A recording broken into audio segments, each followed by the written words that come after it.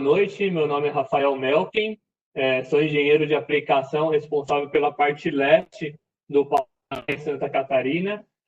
Trabalho com toda a linha de produtos para eletrificação e eu vou fazer meio que o papel aqui de intermediador também, então eu vou jogar as perguntas para os nossos debatedores aí, o Giacomo, o Fernando e o Jair, para eles irem discutindo os temas. Que nem o Doutor falou, participem, se tiverem dúvidas, se tiverem pergunta, interajam com a gente, que é sempre muito importante essa interação, esse bate-papo aí. Justino, Giacomo, vocês querem se apresentar, por gentileza? Você está no mudo, Giacomo. Bom, vamos lá. Meu nome é Giacomo Santos, eu sou responsável por toda a parte de geração, transmissão e distribuição de energia na ABB. Também sou diretor de produto para soluções de distribuição na Centro-América e Caribe. E, bom, eu quero passar um pouco aqui do que a gente conhece do mercado durante esse bate-papo. Bom, eu sou Fernando Justino, sou especialista do produto para produtos de uso ao tempo na média tensão e estou aí no mercado, no setor elétrico de maneira geral, desde 2002. E estou aqui para acrescentar no que eu puder nesse bate-papo que a gente vai fazer aí. Bom, boa noite a todos, né, aos colegas que vamos conversar aqui, também a quem está participando com a gente desse bate-papo. Meu nome é Jair Júnior, eu sou engenheiro de aplicação da ABB Eletrificação, responsável pela região leste do Paraná, Santa Catarina, e um pedaço do Rio Grande do Sul também. Trabalhei bastante tempo com essa parte de equipamentos para rede outdoor, desde meados de 2010, e a ideia é a gente agregar um pouquinho aqui com todos vocês sobre esse tema que é tão rico e tão importante, né, para a nossa distribuição de energia dentro das nossas realidades. Bom, então já vou começar já falando de um tema que é bem pertinente, que tem bastante adesão, e que é Smart Grid. Então, muito se fala, tanto no Brasil como no mundo, sobre Smart Grid. Queria saber de vocês como que anda o mercado de Smart Grid aqui no Brasil. O que vocês têm para dizer sobre essas soluções inovadoras que a gente tem hoje em dia? Bom, Rafa, eu vou começar comentando, né, esse tema. Eu vejo que a Smart Grid no Brasil, ela tem evoluído bastante, né? Esse termo Smart Grid, ele é um termo que foi criado em meados de 2007 nos Estados Unidos, né, quando eles perceberam que a rede estava começando a ficar defasada, né, perante todas as tecnologias que a gente tinha disponível no mercado, né? Então, começaram a discutir, debater sobre esse tema, e aí surgiu esse conceito de Smart Grid, né? Eu falo conceito porque, às vezes, algumas pessoas, elas confundem, né, o que é Smart Grid. Então, Smart Grid é um conceito, né, onde a gente agrega aí diversas tecnologias dentro da geração, transmissão e distribuição de energia, né? Eu vejo que o Brasil, como eu comentei com vocês, ele tem evoluído muito nesse tema de Smart Grid. Quando a gente fala na parte de geração de energia, eu vejo que a geração de energia já havia sido beneficiada, né, com toda a evolução que a gente teve na indústria, por eles terem bastante equipamentos no parque que já se comunicavam desde muito tempo. Eu acho que houve uma facilidade maior de poder avançar dentro da geração, né? Quando a gente fala de transmissão e distribuição de energia, Rafa, aí eu vejo que o Brasil, ele anda com um pouco menos de velocidade, né? Primeiro, a gente vive um cenário econômico bastante instável, né? Então, a gente tem normas e regulamentações também que dificultam um pouco o desenvolvimento, né, desse conceito, mas as concessionárias de energia têm evoluído bastante e procuram bastante a gente para fazer apresentações de produto, mostrar as tecnologias que nós temos e poder cooperar aí com essa evolução da rede brasileira, né? Quando eu comento, né, Rafa, que a gente evolui, mas não evolui talvez na velocidade que precisaríamos evoluir, tem alguns motivos, né, disso acontecer. E basicamente, eu posso citar aqui 2 motivos, né, que são principais aí para essa não aceleração, né, ou por uma não mudança abrupta, né, desse cenário. Então, o primeiro é a comunicação, né, a infraestrutura de comunicação. O Brasil, ele é um país de dimensões continentais, então você imagina o que é estruturar, né, uma rede de comunicação no Brasil inteiro, em diversos lugares, lugares que você vê que, às vezes, nem a própria energia, nem a própria distribuição chega, né? Então, esse é um ponto limitador, né, que faz com que o Brasil não consiga evoluir tão rapidamente para as mais diversas zonas, né? E também, eu gostaria de fazer também um paralelo, né, quando a gente compara, por exemplo, Estados Unidos, China, Japão, principalmente os Estados Unidos, onde eu tive a oportunidade de trabalhar, né, quando a gente fala de infraestrutura de comunicação nos Estados Unidos, depois da infraestrutura de telecomunicações, né, que são empresas que estão nesse setor, nós temos as concessionárias de energia. Elas são as que têm a segunda maior infraestrutura de comunicação no país. Então, isso possibilita, né, que 50%, mais ou menos 50% dos usuários norte-americanos já têm acesso, né, já estão recebendo esse serviço com o conceito de smart grid, né? Um outro ponto, Rafael, que também dificulta um pouco, é que a concepção da rede em si, né, ela foi feita num conceito unidirecional, né? E quando a gente começa a falar de smart grid, a gente tem que mudar esse conceito para um fluxo bidirecional de energia, né? E aí, quando a gente começa a ter a inserção, né, da geração distribuída, a gente começa a ter problemas, né, gerar conflitos ali dentro da lógica de concepção da rede, porque a rede ela foi estruturada, né, para você ter um fator para você ter um nível de tensão mais alto na geração e você ir descendo esse nível de tensão até chegar no usuário final, né? E quando a gente tem a inserção da geração distribuída, para que a gente não tenha problemas, né, com o fator de potência, etc., o que a gente tem que fazer? A gente tem que elevar o nível de tensão, né, nessa instalação. E o que acontece? Podem ocorrer aí diversos problemas, né, e primeiro o risco, né, de você ter ali, de você estar trabalhando na alta tensão, os danos, né, em uma instalação, eles podem ser muito maiores, né, e também a gente, quando você tem ali uma queda da rede, né, o que acontece? Pode ser que os equipamentos de proteção que são intrínsecos da rede, eles perdem a referência, né, e algumas das vezes eles acabam até fazendo esse corte, né, ou essa interseção mais longe do que deveria, dificultando ali a ação da concessionária de energia. Então, nesse sentido, né, embora seja um fator complicador, eu acho que as concessionárias já evoluíram muito.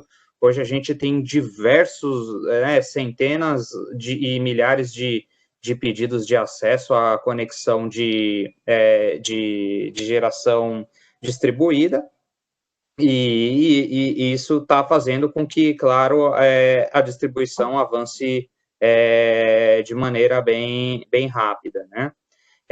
E aí, né, a gente já pode começar a entrar no conceito de proteção outdoor, né? Que são os equipamentos conversando na rede, né? E identificando ali o ponto exato dessa falha, fazendo com que as concessionárias de energia identifiquem o ponto exato da onde ocorreu essa falha, né?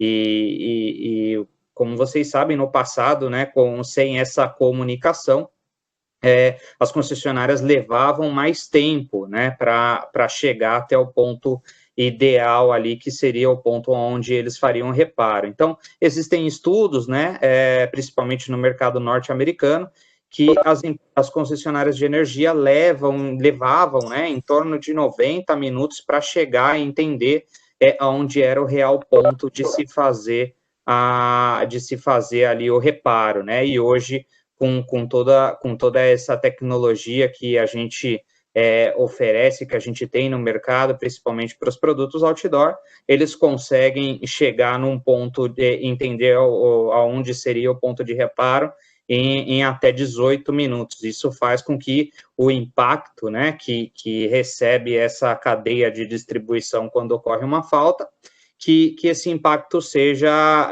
muito menor, tá? E, bom, é mais ou menos esse o cenário que a gente tem hoje. Deu para ter uma boa ideia, Giacomo, do cenário brasileiro. Pelo que eu entendi, então, hoje as smart grids, elas não só mandam informação, mandam comunicação, mas também recebem. Então, é uma troca de informação entre as utilities, entre as concessionárias, com as redes de geradoras, tanto eólico, solar, grandes parques, que tem sido instalado no Brasil, isso. Uhum. E essa parte de comunicação, quem que pode falar um pouquinho, como que funciona, que tipo de comunicação que é usado, como que funciona essa troca de informação entre as utilities e as concessionárias e as renováveis? Quem poderia falar um pouquinho, explicar para a gente?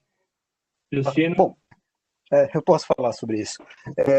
A comunicação na questão das concessionárias com as redes de distribuição e as subestações, ela sofreu duas mudanças. Uma no que diz respeito ao meio e outra no que diz respeito ao método.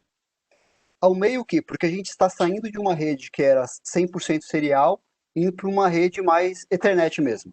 Ou seja, a gente sai daquele limitador que era a rede serial em termos de quantidade de equipamentos que podiam ficar pendurados e na quantidade de informação mesmo que podia trafegar. Por que isso ocorre? Porque o mercado hoje demanda mais. O mercado não quer saber que ocorreu uma falha no meu sistema. Ele quer precisar onde ocorreu isso no meu ramal alimentador. O Jaco até comentou. Em que distância do meu ramal alimentador essa falta está localizada para eu mandar minha equipe? Eu sei que a cada manobra sobre curto gera um desgaste no polo do meu disjuntor, do meu religador. Ok, eu não quero só saber qual tipo de falta ocorreu. Eu quero monitorar esse desgaste. Eu quero fazer uma manutenção periódica no meu equipamento com mais informação. Não apenas, deu 1 ano, deu 2 anos, deixa eu ir lá para o equipamento. Eu quero trabalhar com uma manutenção mais preditiva, por assim dizer. Não quero só informações no que diz respeito à corrente de tensão, eu quero dar de qualidade de energia. E o mercado demandou isso. Então, uma rede serial já não comportava esse tipo de quantidade de informação que o mercado requer. Então, hoje a gente já trabalha com redes Ethernet, seja em fibra ótica ou ainda utilizando tecnologia de telefonia banda larga. Bacana? E também no que diz respeito ao método. Se a gente pegar protocolos mais tradicionais, um Modbus, um DNP, que acho que a maioria deve conhecer, como funcionava a comunicação? Obrigatoriamente eu tinha um mestre na minha rede que ficava interrogando todos os elementos que nela existem. O mestre ficava perguntando para cada elemento da minha rede o que ele tinha de informação. Junto com a Smart Grid, meio que quase que simultaneamente, houve o advento da norma IEC 1850 e mudou um pouco isso. A norma IEC 1850 muda a forma de comunicação entre os equipamentos da minha rede. Na rede IEC 1850 eu não tenho obrigatoriamente um mestre. Por quê? Porque todo elemento na rede SM150, seja um relé, um multimedidor ou algo do tipo, ele é um servidor de informação. Ele distribui de maneira espontânea para a rede de comunicação existente as informações que tem nele. E qual foi o grande diferencial disso? Que agora eu não tenho só uma comunicação que a gente fala que é vertical, que é do relé, do multimedidor para o sistema de supervisão. A gente também agora tem uma comunicação que ocorre a nível horizontal, ou seja, de relé para relé, de multimedidor para multimedidor. E a grande vantagem dessa sacada é permitir que eu crie sistemas de automação, de self-healing, de recomposição, de maneira descentralizada. Todo mundo vai pegar aquela informação que está disponível na rede e trabalhar na sua lógica interna. Essa é a principal vantagem. É a famosa indústria 4.0, né? Tudo trocando informação, o relé e o IED trocando informação com dispositivos na horizontal, na vertical, com dispositivos de baixa tensão. Realmente está tudo muito integrado. E isso é muito interessante, né, Rafael, só para complementar, porque a gente realmente vê essa movimentação em todos os segmentos, né? A gente vê essa movimentação nos equipamentos outdoor, nos equipamentos indoor de média tensão, na baixa tensão. Então, tipo, não é uma movimentação que está numa área de atuação específica, né, só dentro da indústria. A gente vê isso também nas concessionárias, nas nossas ruas. Então, realmente é uma expansão que está tendo dentro desse conceito 4.0 em todos os segmentos. Esse é um conceito disruptivo, né? Não tem como voltar atrás, né? Então, são mudanças que são necessárias para a evolução do sistema, né? Então, por isso, todos os clientes dos mais diversos segmentos, eles estão cada vez mais querendo fazer a gestão da sua rede, né?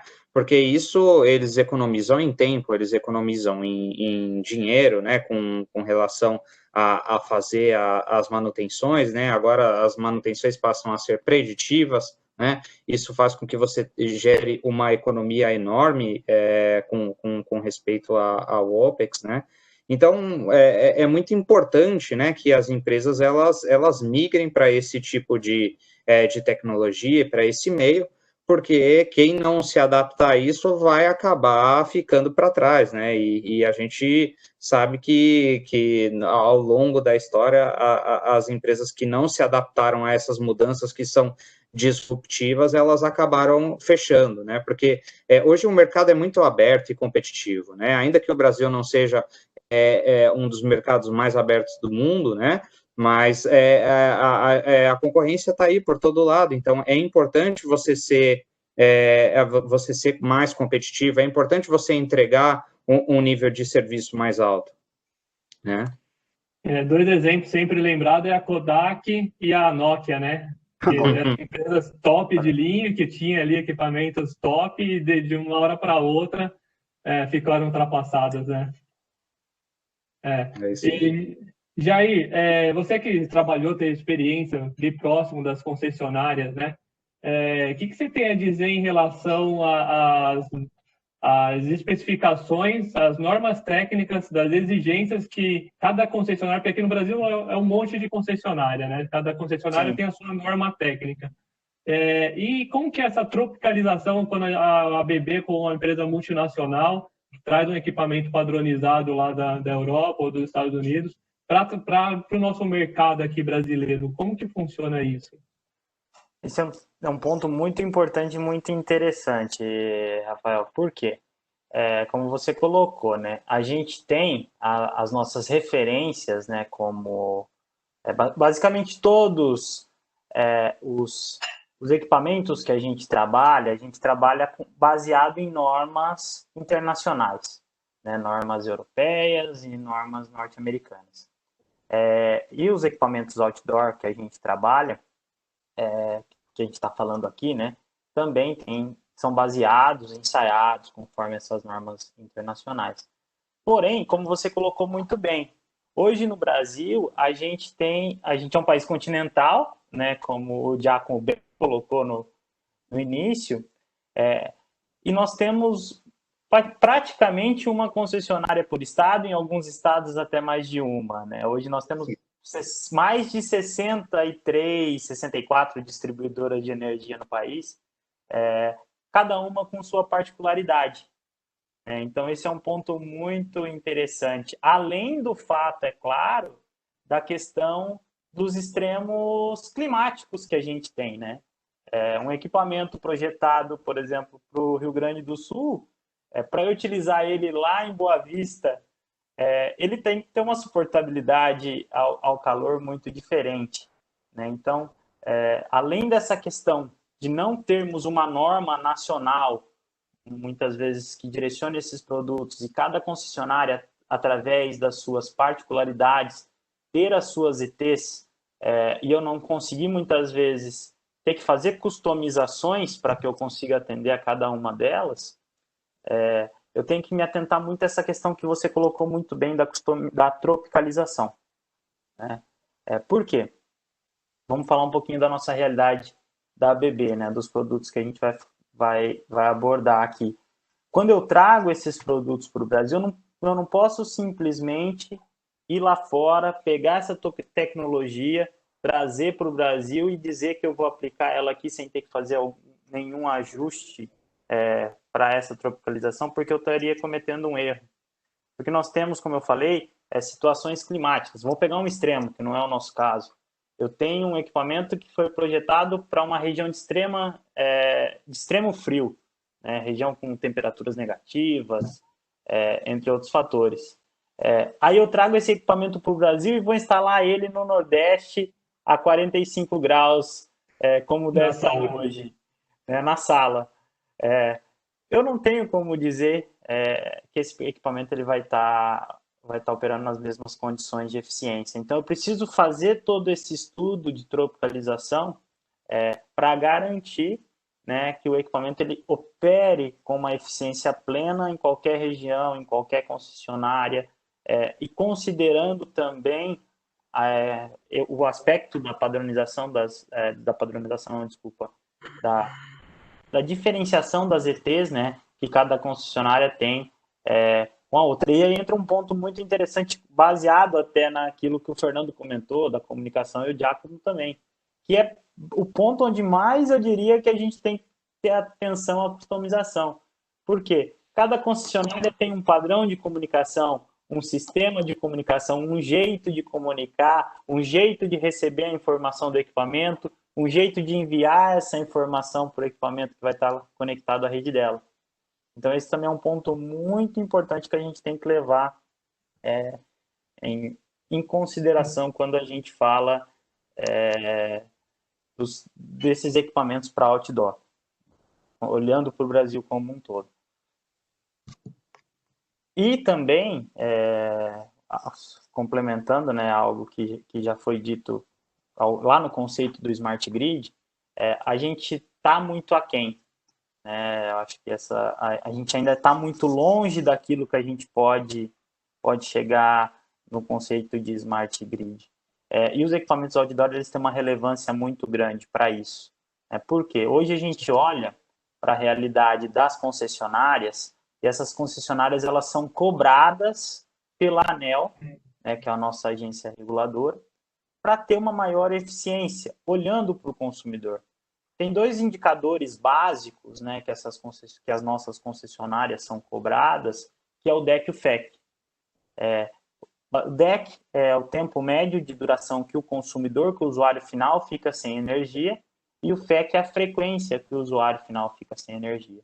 Então, nós temos avançado, mas ainda estamos muito longe desses indicadores de DEC e FEC de países de primeiro mundo, países onde nós temos o conceito de Smart Grid já um passo à frente do que o nosso, né? Então, hoje a gente está aí na casa de 15, tem países que está abaixo de 2 minutos. Então, é um fator que as concessionárias elas têm buscado muito grande, muito fortemente, né, a busca pela melhoria desses indicadores, porque elas são penalizadas caso elas não alcancem isso num determinado período de tempo pela ANEEL. Você sabe, Jair, o tema que a gente mais tem ouvido falar nas concessionárias, aí eu falo de toda a América Latina, né, é o self-healing. É muito importante para as concessionárias de energia, né, que eles tenham essa solução dentro do escopo deles de distribuição. Porque sem isso, realmente, eles começam a gerar fatores limitadores, né, de performance de rede.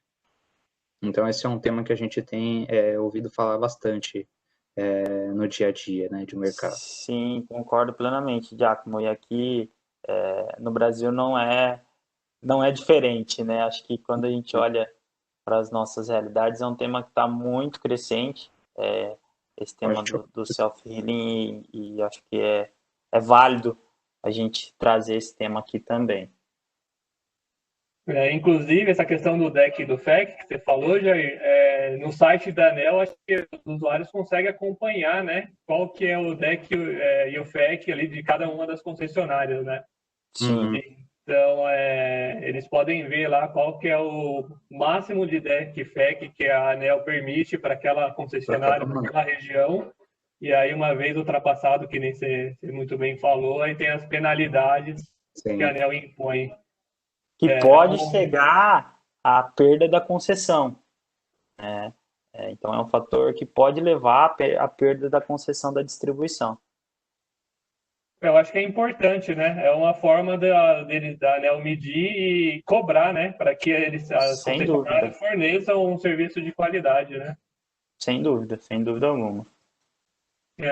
E aí, dentro do conceito dos produtos outdoor, smart grid, quais são os componentes em relação às soluções que a BB tem para ajudar tanto as concessionárias, as renováveis, as empresas geradoras de energia? O que a BB tem de solução diferencial na questão dos disjuntores, por exemplo? Quem que pode falar um pouquinho sobre essa solução? Eu posso falar assim, sem problema. Em termos de produtos para uso ao tempo, a ABB hoje ela vai trabalhar tanto com os disjuntores, religadores, chaves seccionadoras e seccionalizadores. Tá? Falando um pouco dos disjuntores, né? A gente hoje vive o que a gente chama da terceira geração dos disjuntores. A gente saiu do disjuntor a óleo, passamos pelo SF6 e agora a gente está chegando na tecnologia vácuo.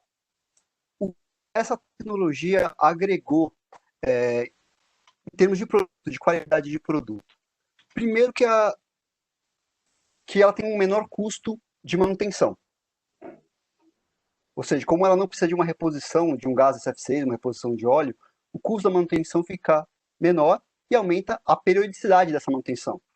Ou seja, a gente fala que ele é livre de manutenção, porque esse tipo de intervenção para recompor o óleo, para recompor um gás, não é necessário para um disjuntor a vácuo.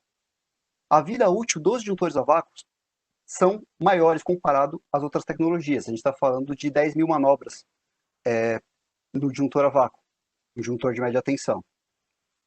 Tem um outro ponto, já pensando na parte de sustentabilidade, é que o SF6 ele é prejudicial ao meio ambiente, né?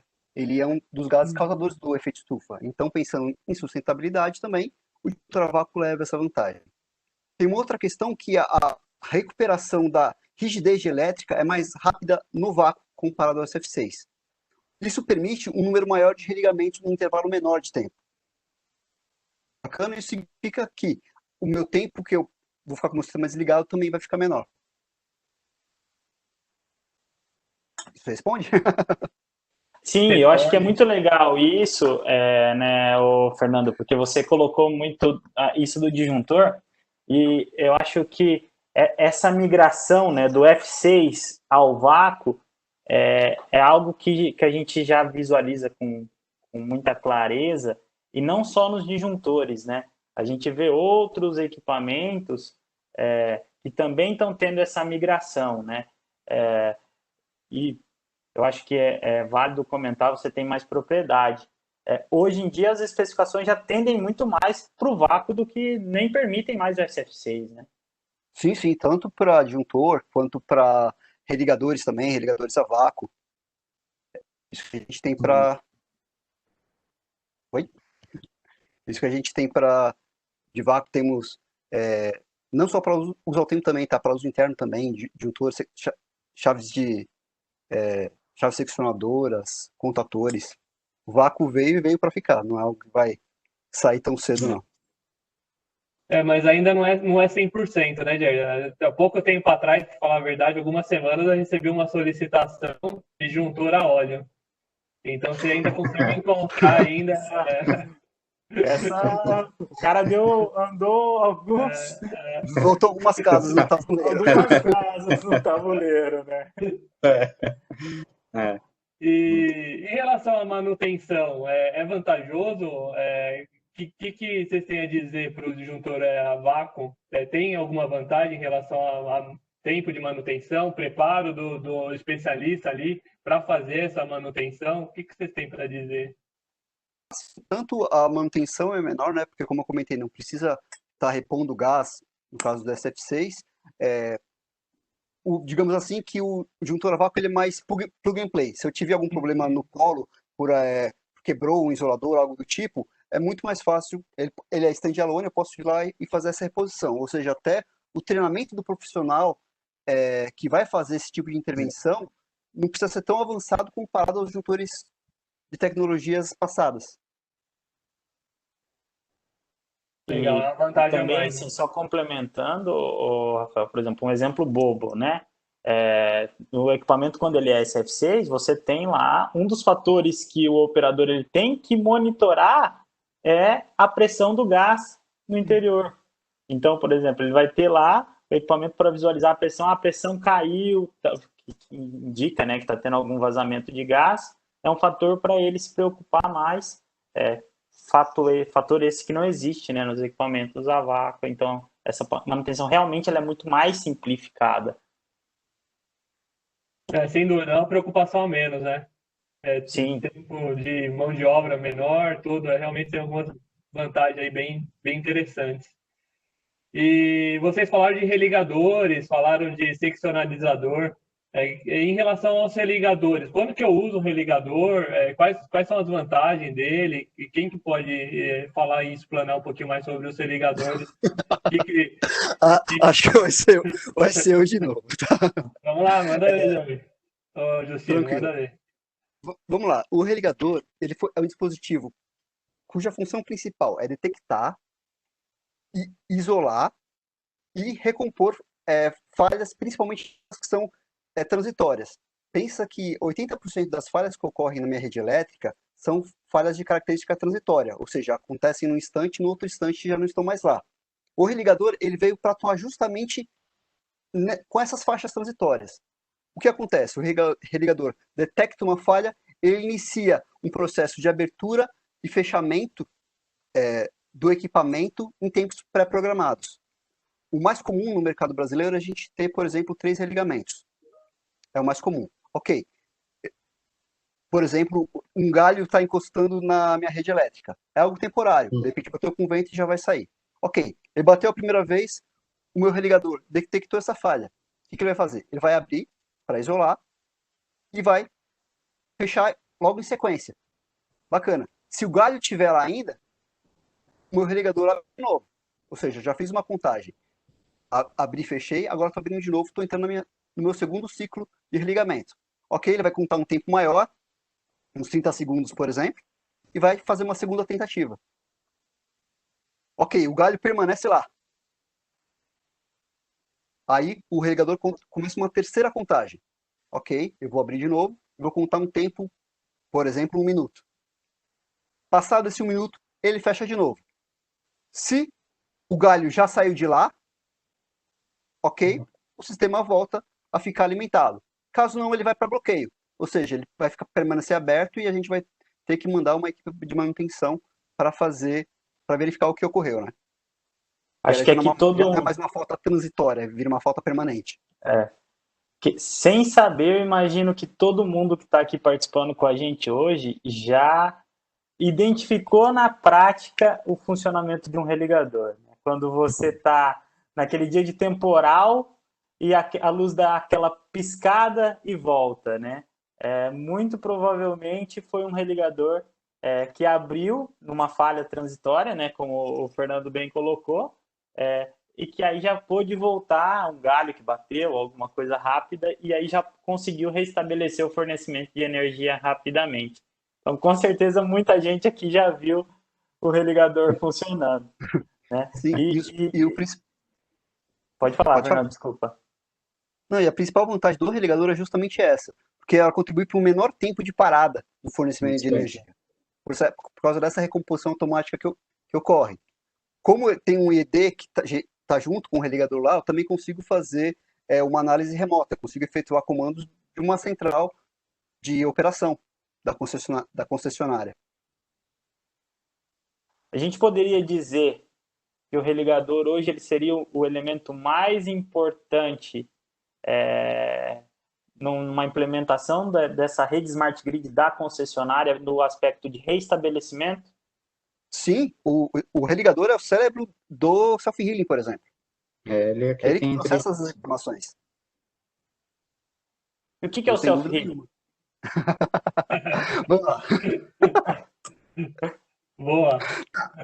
O self-healing é um sistema de autorrecuperação e autorreconfiguração da minha rede de distribuição. O Giacomo comentou anteriormente sobre a questão que hoje o mercado de distribuição pede redes bidirecionais. E o self-healing é isso.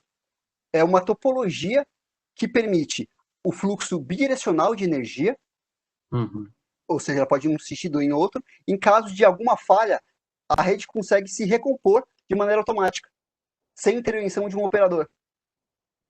Sim. E toda a questão de comunicação entra nessa jogada. Lembra que eu comentei da comunicação horizontal?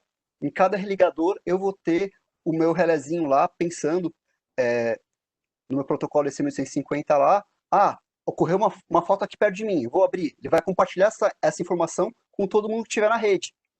Aí eu vou ter, por exemplo, um religador de tie, cara, o religador de tie vai perceber que aquele religador do outro lado detectou essa falha e ele já vai mandar fechar. Tudo de maneira automática, sem intervenção do operador. E obviamente com um tempo bem menor de parada. É isso aí.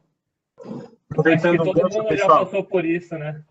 Deixa eu só introduzir aqui algumas perguntinhas que chegaram, aproveitando que acho que elas são bem pertinentes aí quando vocês estavam falando de equipamentos outdoor. O Eloy fez duas perguntas bem interessantes aqui. A primeira dele perguntou o seguinte: existem duas tecnologias, né, para equipamentos geralmente de subestações: isolado SF6 e interrupção no vácuo, e isolado e interrupção no SF6. Os dois tipos ainda são largamente empregados ou existe uma predominância maior em algum deles?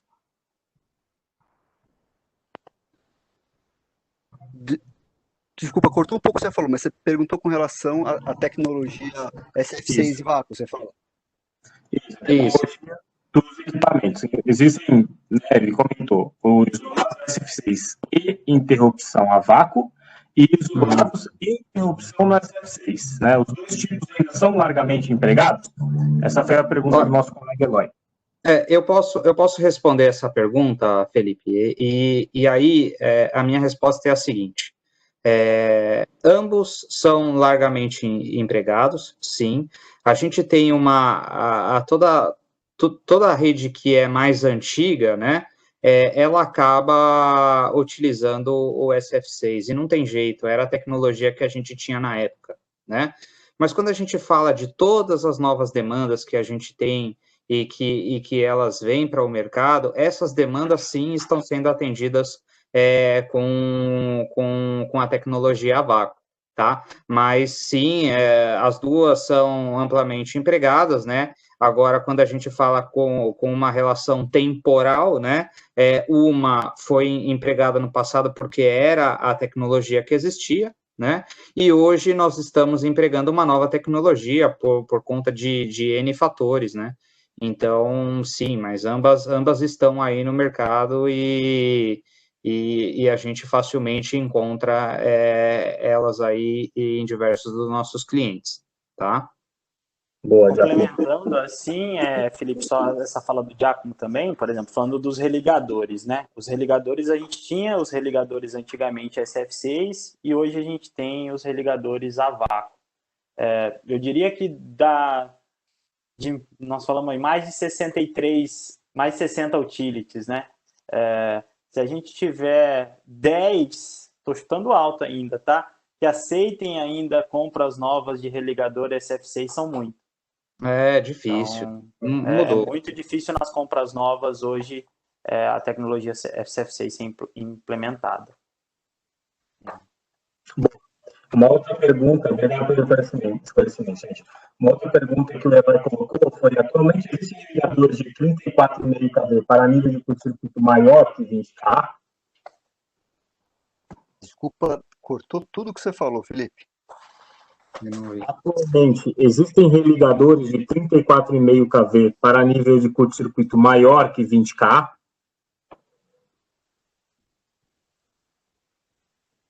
Se existe religador de 34,5. Ainda está ruim.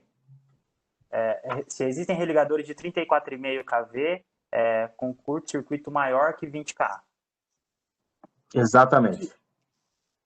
Sim, já existe no mercado, já existe sim.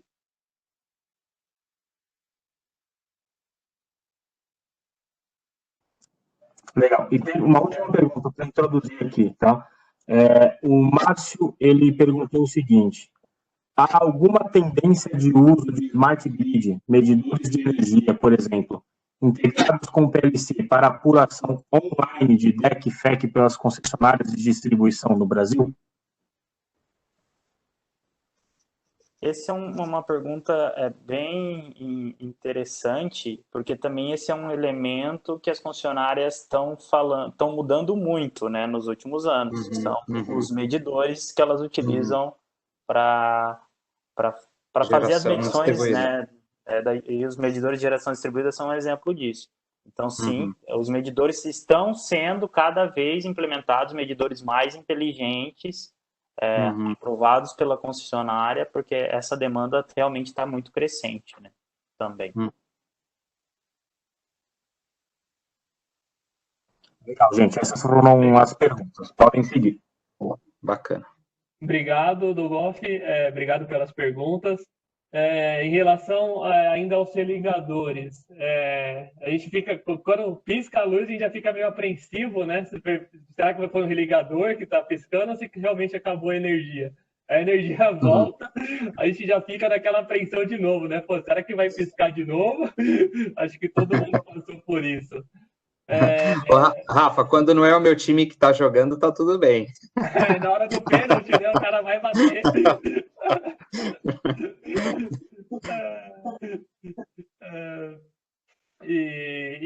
Eu ouvi dizer que 30% das utilities acabam utilizando os religadores como chave.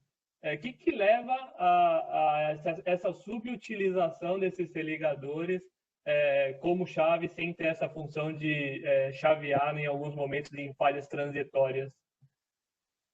Quem que pode falar um pouquinho sobre isso, essa subutilização dos Posso religadores? falar e aí o Justino também, a gente vai se complementando. Perfeito. Eu acho que o principal ponto, né, que leva a essa utilização, o primeiro fator, né, ela acaba tendo um elemento só de estoque, né, ela tem um produto só em estoque. Mas o principal fator que leva tecnicamente a essa subutilização, né, do religador é o fato que, da mesma maneira que ocorre, vamos fazer uma analogia aqui com os nossos QGBTs de baixa tensão, né? Quando você coloca muito disjuntor em série, você tem um problema para fazer a seletividade desses disjuntores. Você tem que ter um estudo muito aprimorado da seletividade, e quanto maior essa quantidade, mais difícil vai ser de você fazer a seletividade, né? Pensa isso levado para uma rede de distribuição, né? Quando você olha para o religador que tem a função de proteção e você coloca vários religadores em série, você já vai ter essa dificuldade de fazer seletividade entre eles. E como o Justino colocou, né, quando você faz o self-healing, você normalmente também tem um religador que ele tá como tight. É um religador que fica normalmente aberto. Né?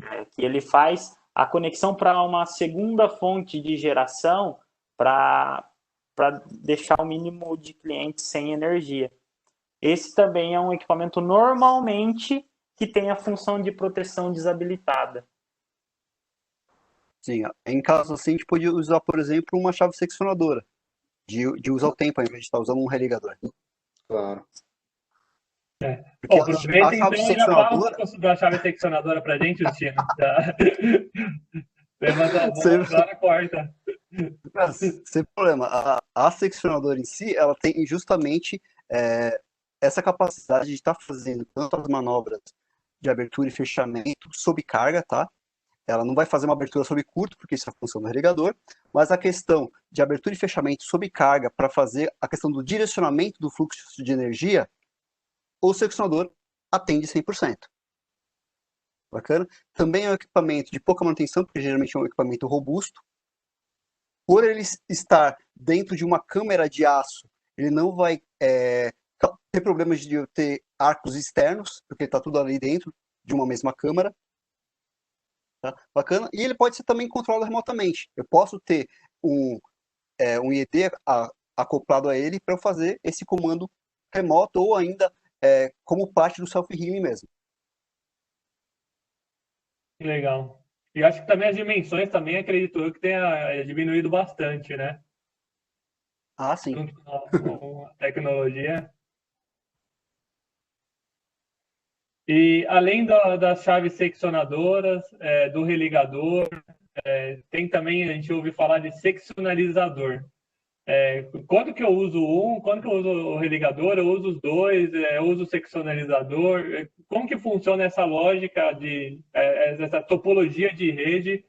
Quando que é ideal usar um? E tem em concessionárias no Brasil já utilizando essa tecnologia? Quem que... Sobrou para mim. Sim, já existe sim. Assim, o seccionalizador ele é usado de maneira complementar ao religador, tá? O seccionalizador é esse elemento aqui desse slide que está aparecendo aí, esse à direita, esse que está como o Link.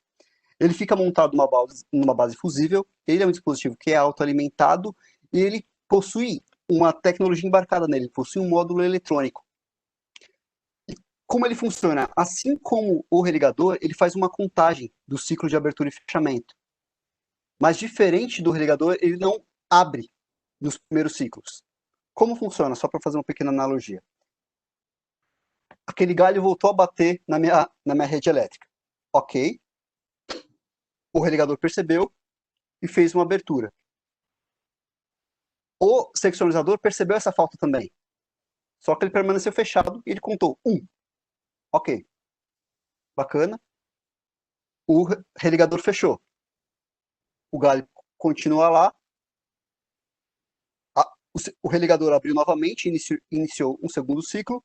E para o seccionalizador também está contando o seu segundo ciclo. Beleza. O religador fechou. O galho continua lá. Ele abriu. Nessa terceira contagem, pro seccionalizador ele abre. Ele isola esse trecho do ramal alimentador. Geralmente o seccionalizador ele fica mais para o final do meu ramal, tá? Ele não fica tão próximo à subestação, ele fica mais já no ramal, já na rua, no poste mesmo.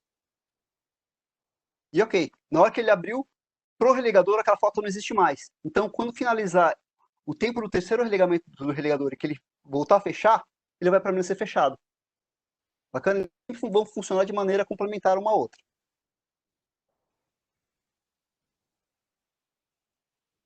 Claro, pessoal? Entendi. Não, ficou claro. E eu acho que trazendo o que você tinha perguntado, Rafa, se as funcionárias já têm utilizado isso no Brasil, né? Sim, a gente já tem cases, né? O Giacomo pode comentar com mais propriedade, mas em diferentes regiões, né? De concessionários que já têm utilizado chaves, utilizado seccionalizadores, já é uma realidade. Sim, Toda essa arquitetura, né, vamos chamar de arquitetura, ela já é difundida, as concessionárias de energia já conhecem todo esse conceito, né? Nós temos essa tecnologia já aplicada em algumas concessionárias e diversas outras concessionárias pedem para nós apresentações, pedem demonstração de produto para instalar, para que eles possam testar e verificar como isso vai se comportar na rede deles, né?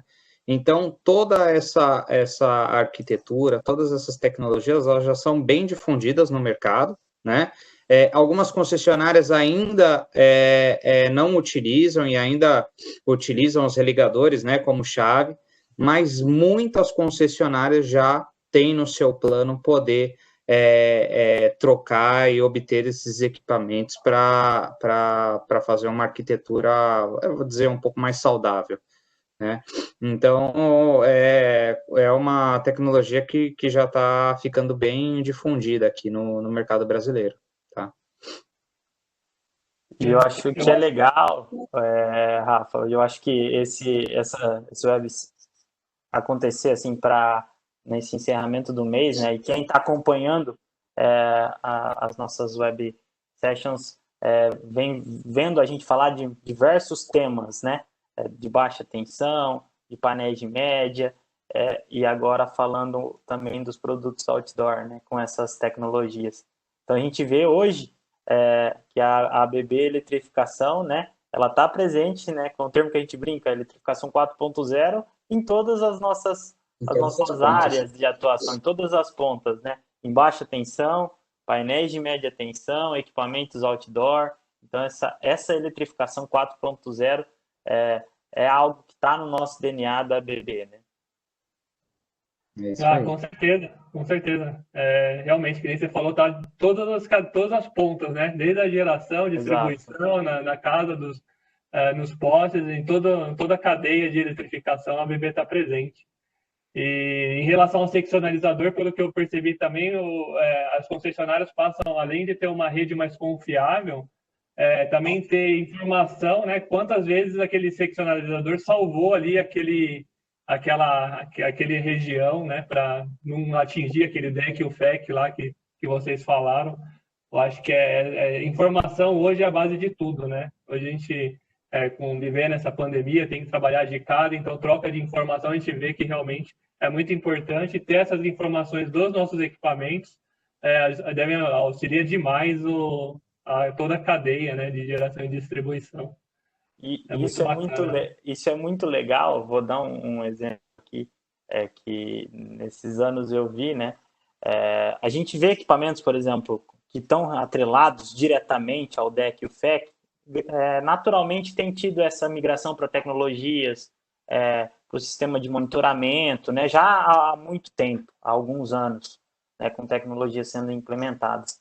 Mas, por exemplo, hoje eu sei de diversas concessionárias que têm P&Ds, projetos de pesquisa, para monitorar, digamos, eu diria que o maior commodity elétrico que ela tem na rede de distribuição, que são os transformadores de distribuição, os transformadores pequenos, os transformadores de rua, que seria a maior commodity, e elas estão estudando porque elas querem monitorar, elas querem levar a manutenção preditiva para esse que é a maior commodity que elas têm, né? Elétrica, digamos. Bom, vocês sabem, né, que hoje, né, com toda essa mudança que a gente tem no cenário global de tecnologia e tudo, a commodity mais importante nos mais diversos segmentos é a energia, né? Então, quando a gente fala, por exemplo, no segmento de papel e celulose, quando a gente fala, por exemplo, do segmento de caldeiraria, fornos e todos os segmentos, a energia, data centers, a energia, ela é o insumo mais importante, ela tem um peso muito grande dentro do custo, né, dessas empresas. Então, por aí você vê o tamanho da importância que é você levar uma energia com qualidade para todos os clientes, né.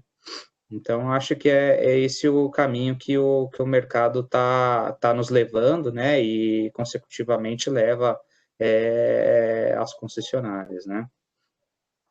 E, Giacomo, já que você falou nisso, a gente tem falado de automação, troca de informação, você vê que como que é o futuro das concessionárias no Brasil? O que que você enxerga, que você trabalha muito próximo de todas elas, o que que você tem para dizer do futuro da eletrificação no Brasil?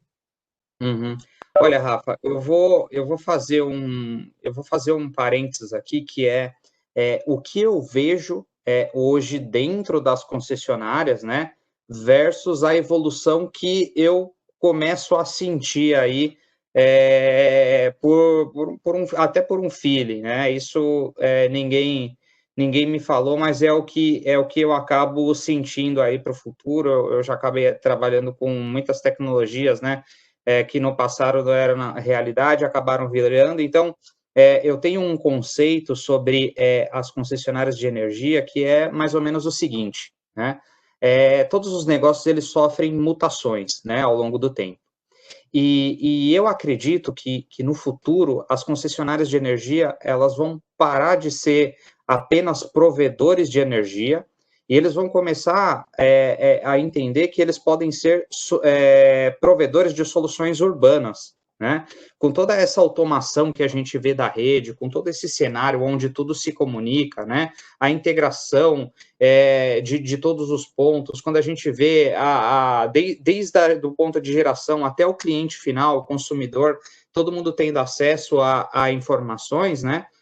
Isso me leva a crer que o futuro das concessionárias de energia, né, vai ser que eles vão se tornar provedores de soluções urbanas. E aí a gente não vai tratar mais só da energia, né?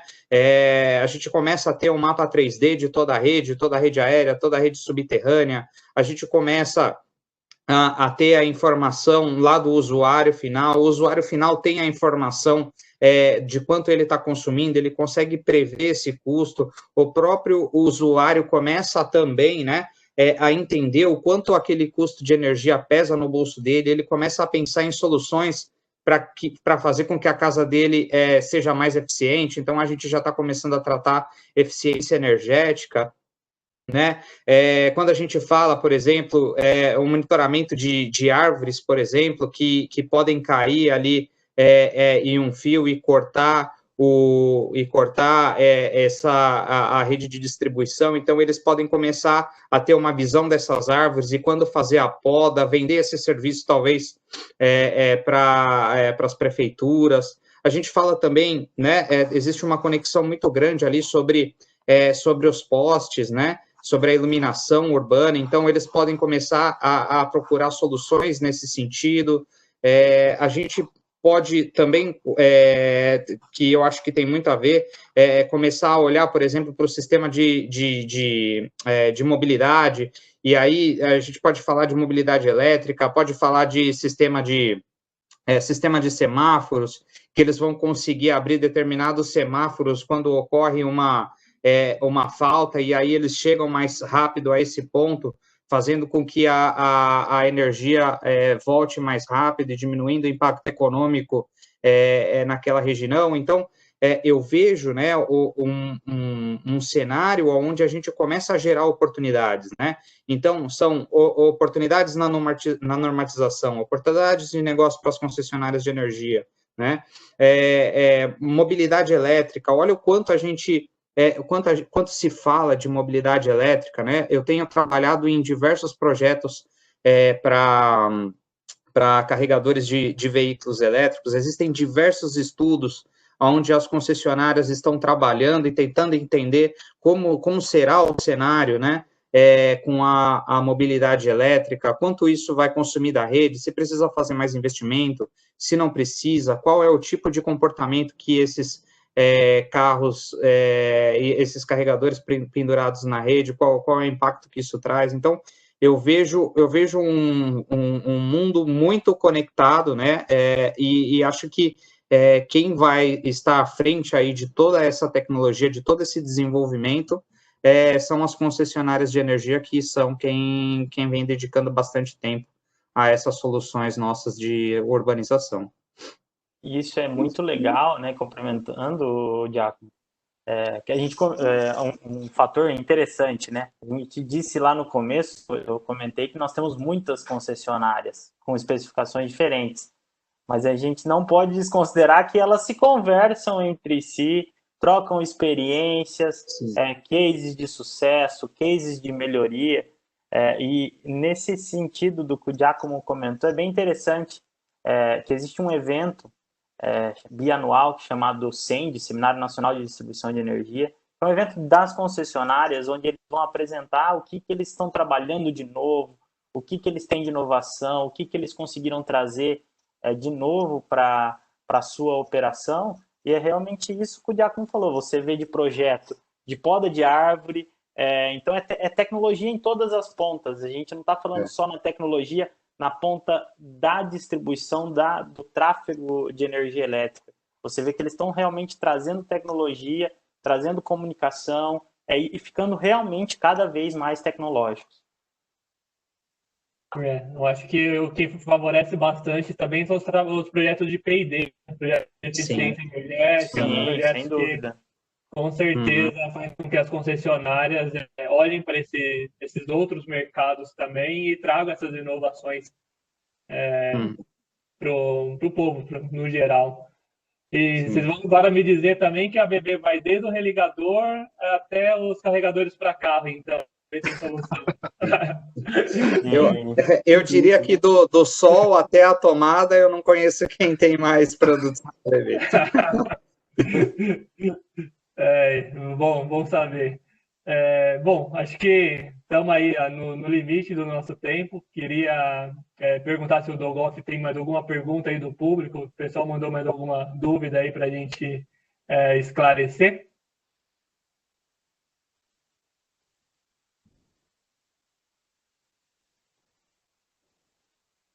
Tudo bem, gente? Coloquei aqui um microfoninho para ver se vocês me ouvem melhor agora. Espero que não esteja... Muito bem, está muito bom agora. Agora está melhor. Legal. Bom, teve mais uma pergunta aqui de um colega chamado Cristiano Firmino. Ele perguntou o seguinte: como adequar protocolos de segurança no Smart Grid em redes híbridas das concessionárias de energia, considerando os riscos de segurança da informação, integrando a rede web? Foi uma dúvida meio mais, talvez, conceitual aí, e uma preocupação bastante constante, né? Quando a gente fala na indústria, não é diferente, eu acredito que no mundo das concessionárias também deve existir essa preocupação, né? A gente vê isso muito na indústria, o camarada fica sempre com receio de conectar o sistema dele à web por medo de ataque de hackers e etc, né? O que vocês veem nesse aspecto, gente? Sim, existe hoje a questão da cibersegurança, não se limita apenas ao nosso computador pessoal, né? Ela está no mundo de todo tipo de automação. Envolveu informática, e comunicação acaba que envolve a questão da cibersegurança. Hoje os produtos, os EDs trabalham já com alguma segurança embarcada para evitar cyberataques, tá? Existem algumas certificações para nossos produtos pensando na questão da cibersegurança. E outras questões, como colocar uma senha, colocar um firewall, isso tudo já existe quando a gente vai fazer essa interligação dos nossos equipamentos na rede. Jogando na rede corporativa da empresa e tal. Isso é muito legal, né? Porque como acontece? Cada concessionária ela já tem o seu padrão. Então, nós, como fabricantes do equipamento, eu tenho que garantir e mostrar para a concessionária essa comunicação do meu equipamento com os padrões de segurança, o padrão de comunicação dela, né, que é o que a gente acabou notando, mas são dentro do processo de homologação, essa é uma das verificações que a concessionária faz para ela se sentir segura que aquela informação e também a atuação do equipamento vai ser conforme os padrões dela de comunicação e de segurança. Sim, eu vou dizer que no mercado não tão distante, essa preocupação era meio que quase inexistente. Ia implementar um projeto lá de automação, deixava o switch transparente e ok, quem enxergar. Hoje isso não é mais assim, tá? Hoje existe toda uma preocupação, toda concessionária já tem sua política de cibersegurança que tem que ser implementada para qualquer fornecedor, tá? Qualquer fornecedor que vá colocar seu equipamento na rede, principalmente na rede corporativa de uma concessionária, já tem que levar toda a questão da cibersegurança em consideração. Essa é uma preocupação, né? Acho que de todo mundo, né? E a BB realmente também investe para que tenha realmente uma segurança ali na troca de informação e o cliente possa ficar tranquilo quanto a isso. Bom, queria agradecer a participação de todos. Vamos aí para o finalzinho agora do nosso webinar. Queria convidar vocês a visitar nossa loja virtual. Então, está aqui o site da loja, loja.abb.com.br. Pode comprar nossos dispositivos lá de forma bem simples e fácil, sem ter que sair de casa. Também tem o nosso aplicativo ABB Connect. Então, se você utiliza os equipamentos da ABB e quer conhecer um pouquinho mais, precisa de um catálogo, quer ir um pouco mais a fundo daqueles equipamentos, você pode entrar na loja da ABB, baixar o aplicativo tanto no seu smartphone, tablet ou notebook, e aí consegue todas essas informações de todos esses dispositivos que a gente conversou hoje e outros dispositivos. Estou presente na nossa linha de produto aí, que vai de baixa, média tensão aí, todas as soluções. Queria que agora os participantes aí dessem uma palavrinha final, os últimos recados, por gentileza. Agradecer, né, o convite para participar com vocês aqui desse bate-papo e colocar, né, à disposição de quem tiver, cada um que está aqui participando também pode contatar a gente para ajudar na parte de implementação, dúvida técnica, e realmente nos colocar à disposição para atender os nossos clientes aí com dúvidas e mostrar o que os nossos produtos têm de melhor, que é, como o Giacomo falou, além de ter do sol até a ponta da tomada, com certeza a gente está falando de tecnologia de ponta, de qualidade, e podem realmente contar com a gente da aplicação. E foi um prazer participar desse bate-papo com vocês. Eu queria agradecer pelo convite de estar aqui nesse webinar, agradecer a todos que gastaram essa horinha do dia de vocês para assistir a gente. Espero que a gente tenha trazido informação boa para vocês, com qualidade, com conteúdo. Peço também que assistam aos próximos webinars que estão vindo, assistam os que já foram, acho que está disponível no YouTube, se o Wolf puder confirmar, disponível aquilo que já teve. E faço um convite para assistir também, logo próximos também. Muito bom saber. Bom, eu queria agradecer primeiro o convite, né, de vocês, da Engenharia de Aplicação, para participar aqui nesse evento. É um evento que está sendo muito bem estruturado por parte de vocês. É um evento que leva muita informação para os nossos clientes. A ABB, ela é um mundo, né? Aqui dentro a gente fala dos mais diversos produtos. Então, trazer essa oportunidade para os nossos clientes de conhecer um pouquinho de cada um dos nossos produtos é muito importante, né? E gostaria também de agradecer aí a todos que investiram esse tempo com a gente. Espero ter trazido informações relevantes aqui com respeito ao mercado, produto, e com certeza, caso vocês tiverem qualquer dúvida, vocês têm os nossos contatos, você pode entrar no site da ABB, e vocês vão encontrar a gente para que a gente possa sanar qualquer dúvida que vocês tenham com respeito ao que foi apresentado aqui, tá bom? Bom, obrigado a todos. E se vocês gostaram do webinar, divulguem, mostra para o amigo, mostra para o colega, vai estar lá no YouTube, que nem o Justino falou, então daqui a alguns dias a gente coloca no YouTube. Se você perdeu os anteriores também, já vai estar lá presente. E curta nossas páginas da rede social do Instagram, Facebook, LinkedIn, que aí a gente vai atualizando vocês com novidades e também essas próximas web sessions. Obrigado pela participação de todos e tenham uma boa noite. Obrigado, tchau. Pessoal, muito obrigado. Excelente noite a todos os participantes que estão aqui conosco até agora. Muito obrigado, uma excelente noite e nos vemos nas próximas. Boa noite, pessoal. Boa noite.